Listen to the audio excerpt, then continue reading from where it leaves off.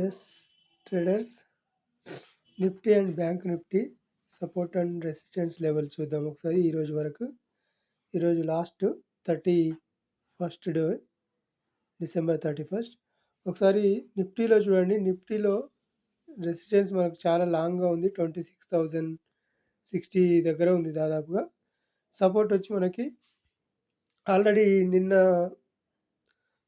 Expiry రోజు నిన్న తీసుకున్న సపోర్ట్ మనకు 3 మినిట్స్ బ్రేక్అవుట్ సపోర్ట్గా ఉంటుంది. ఆ తర్వాత మనకు 3 మినిట్స్ వచ్చినది రెసిస్టెన్స్ అవుతుంది. ఖచ్చితంగా ఈ సపోర్ట్ అండ్ రెసిస్టెన్స్లు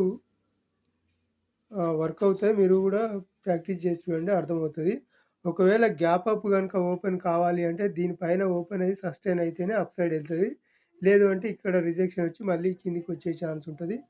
ఇది ఈ జనవరిలో ఇది కొంచెం రేంజ్ ఎక్కువ ఉంది కనుక ఇందులో కొద్దిగా తిరిగే ఛాన్స్ ఉంటుంది అనుకుంటున్నాను నేను. లేదు, ఒకవేళ గ్యాప్ అప్ ఓపెన్ అయ్యి పైన సస్టైన్ అయితే మాత్రమే అప్ సైడ్ చూడాలి. లేదంటే ఇక్కడ రిజెక్షన్ రావాలి ఖచ్చితంగా డౌన్ సైడ్ రావడానికి. ఓకే, నిఫ్టీలో అది. బ్యాంక్ నిఫ్టీలో చూడండి, నిన్న మనం చెప్పుకున్నట్టుగా ఎగ్జాక్ట్గా లెవెల్స్ తీసుకుంది. 3 మినిట్స్ తర్వాత మూమెంట్ అప్ సైడ్ ఇచ్చింది. ఎక్కడ ఎంట్రీ, ఎక్కడ మనం జోన్గా క్రియేట్ చేసుకోవాలి, మార్క్ చేసుకోవాలి చెప్పుకున్నాం.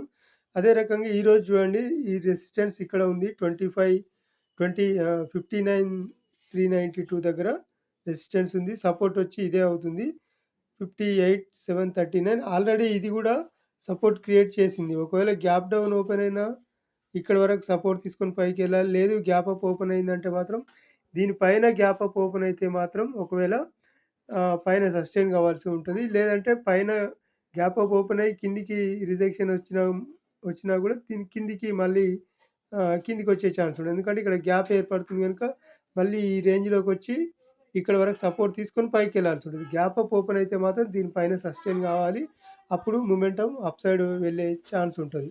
ఓకే, చెక్ చేయండి.